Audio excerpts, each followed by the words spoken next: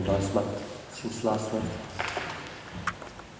It's a little bit different today, our talk. First of all, we don't have Stephanie in, but a few times this year we haven't had her, so we have to really take a big, deep breath in and fill up this space. And in thinking about what to do, I talked with Stephanie on the phone a couple of weeks ago, and Stephanie talked with Johnny, you know how these phone trees work. And we thought it would be nice to open up this space a little bit, not just to have a sense that there's a couple of people who hopefully have some insight to share, which we hope we might have. And at the same time, my good friend Dr. Manisha Shah has been visiting from India. She divides her time between India and her job in the United States at Virginia Tech.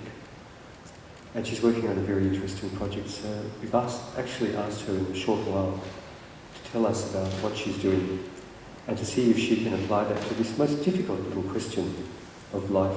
Is spiritual practice? Spiritual practice is life. But before we get there, I would like us to take our order of service and take it to the very front. Have a little look. Let's look at the translation of the Om Asatoma Satgamaya mantra. Om Asatoma Satgamaya Tamasoma Jyotirgamaya Nityoma Amartam Gamaya Shanti Shanti Shanti Shri Guru Namaha. Lead us from the unreal to the real. Lead us from darkness to light. Lead us towards immortality and peace in this life. I bow to the teacher within. So without giving you a really big, long talk, and as you know, I don't need much encouragement for that. But today I'm giving you a short little talk in preparation for Manisha, just to think very simply, how do we do this? How do we find something to nourish us on this day-to-day level? Now the funny thing is, when things are going well, we don't really need to pray or meditate. You're on the Luna Park ride of great experiences. People love your work, you look beautiful, you're exciting, great things are happening. Do I really need to stop and take that 2 hours out of that incredible day just to be still? Well, unfortunately, the answer might be yes. It might only be 2 minutes. But it's at the times of goodness that we sow the seed for the time of famine. As the story of Joseph tells us. We all know this story. Joseph, discarded by his brothers, basically comes to Egypt and he tells the story to Pharaoh, who says, I can't sleep, I have these dreams. These dreams disturb me. In these dreams, I see my whole land ravaged. What should I do? And through the power of spiritual practice and its applied wisdom, Joseph interprets these dreams and says, save up in the good times for the bad times. Because this world is dual. What goes up comes down. What goes up fast seems to come down faster. What goes down, thankfully, comes up. Everything in its time will find balance, whether we like it or not, whether we fight it or not, whether we live with it or not. That's this teaching. And that to me is our first point about spirituality in our daily life. Something needs to happen most days. Would we agree? Now certain times are particularly good. I find the first moment of waking to be one of incredible inspiration. This first moment. Now in some ways our first thought of the day is our day. Have you heard that teaching? Our first thought of the day will be our day, because that thought is the divine consciousness on this earth, which will then unfold through our body. So what would we like to say in our first thought? I can't answer that, can I? But if you're not sure what to say, set up a little, how would we say, a little habit of prayer or thanks. Babu and I have a little one we say to each other, Dear God, Thanks for bringing us back to our bodies. Because who truly knows where we go when we sleep? But it's somewhere pretty profound. And it's how would we say? It's the rehearsal for death. Every night's sleep, part of us dies. And by the grace of God, we come back. So if the first thought is important, what's the last thought? Just in case I do not wake up, what would I like that last thought to be?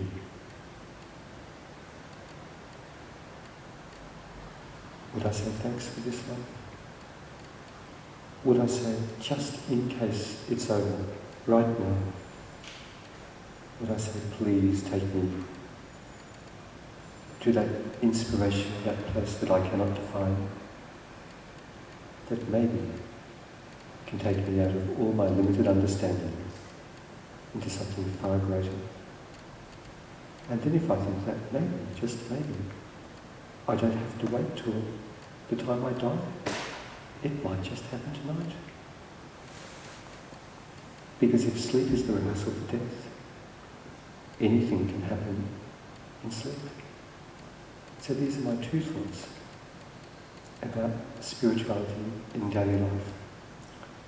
There's just one more. I want to draw briefly on the teaching of the Buddha. It's such a profound teaching to share. It really changed my life. I think I first understood it when I was quite young, doing one of those Vipassana retreats. I don't know who's done one of those, but it's 10 days and I was behind someone who'd given up smoking, so my senses were really copying it. You know, that smell of stale cigarette smoke wafting out from someone's skin, trying to meditate, trying to be holy, but going, ooh. But in between it, I heard this teaching which really changed me for the rest of my life. It's a simple teaching. Every single mental impulse that we have in this life has a physical echo or imprint. This is what the Buddha taught. So every single thought has a physiological response. Now when you consider we now have fMRI machines and we can actually look at the brain when it's doing it, we can prove it correct. We can seriously prove it correct. I know because I've done a concert once with an fMRI machine where we put a physicist onto a machine and we played to his brain waves, and it was profound, watching the state of someone's brain in real time. It's a truly cosmic experience because the brain is creating reality. Every single stimulus, every single thought, you can see a little bubble come onto a screen with a machine. I mean, we don't know what it means, but we can see it on a machine, so it must be true. But the Buddha knew it 2,500 years ago, that when I am anger, when I am greed, when I am lust, when I am these, what we would call negative experiences, I'm creating that impulse, and to use the Buddhist term, those sanskaras, into my physical body. 3 times is a habit, according to the Buddha. 3 times. I do something 3 times, there is an imprint that will come back and back and back to haunt me if it's the wrong imprint. But if it's something good, that will be my beacon in this life. It takes so little repetition of the things that bring us joy to have lasting joy. Isn't that a good teaching of the Buddha? But this is where it gets good, and this is my final thought. If we can sit in meditation, and if we can allow the body to release these impulses, we can work off something that has the possibility of harming us greatly. It can be released from the physical body and liberate the mind as it is being released. But it requires sustained, concentrated, believed stillness for that sensation to be noticed by the body, examined by the mind, and released in a prayerful state. Now that's a teaching for spirituality in daily life, I think. Because if we can find 5 minutes, 10 minutes, our time in the shower to really concentrate on allowing the body to release everything that is stored in it, good or bad. It's not just the bad we release, because that's duality. We allow everything to go in its own time. And the best way to do that is to be still. Then who knows what may happen. So on that note, I'm going to move over to Dr. Sharma. I'd like to introduce her slightly more. Anisha Sharma teaches in Virginia Tech University in the US. She's from Jodhpur in India and also divides her time in Jaipur. Those two great places are, of course, in Rajasthan. I think the most idiomatic place in India for those who go on a short trip.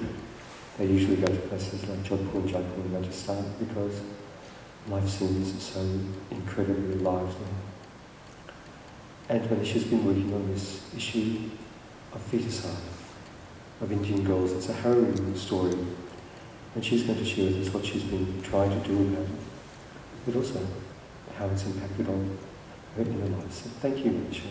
Welcome to our gathering. We look forward to hearing what you say, and God bless you.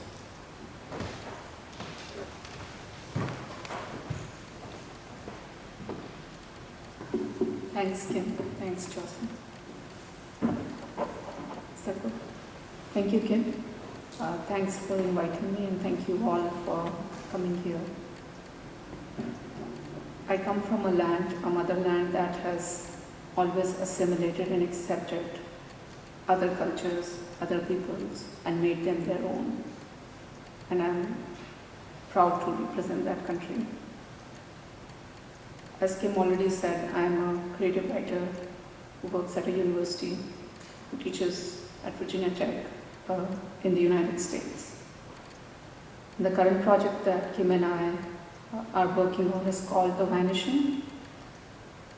About 7 to 10 million girls were not allowed to be born in India in the last decade alone, simply because they were girls. The Vanishing, in its current form, is an art installation which aims to create global awareness about the issue using creative writing done by me, music composed by Kim, and design. For the last week and a half, we've been here in Sydney. Well, Kim lives in Australia, but I have come from India, and Brisbane. And we're trying to create awareness about the issue by I've fictionalized narratives based on research, observation, personal observation, literature, and these stories are played at a venue. And then what we're trying to do with these stories is giving a name and identity to the girls who were never born. These girls will never have a memorial. Nobody would know what their family is, what their identity is, what could they have accomplished. They could have been prime ministers, they could have been scientists, they could have been astronauts, but we will never ever know. And somebody you never know, you will perhaps not even light a candle for them. So it is our attempt to give a voice to the voiceless, and these are the vanished girls of India. It is also an attempt to bring out the cultural nuances that surround this issue, the confusions that surround the issue. What is it about? What is it not about?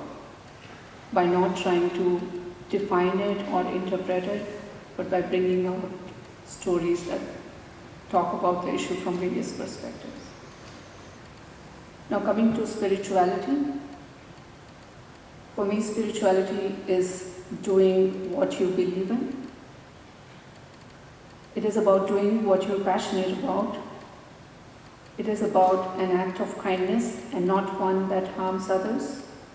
It's about doing what you're passionate about and one that makes you feel you're doing your part to make the world a better place. I'll end with a prayer, a Sanskrit prayer. Asato ma sadgamaya, tamaso ma jyotirgamaya, mrityorma amritangamaya. Om Shanti Shanti Shanti. Thank you so much for your time.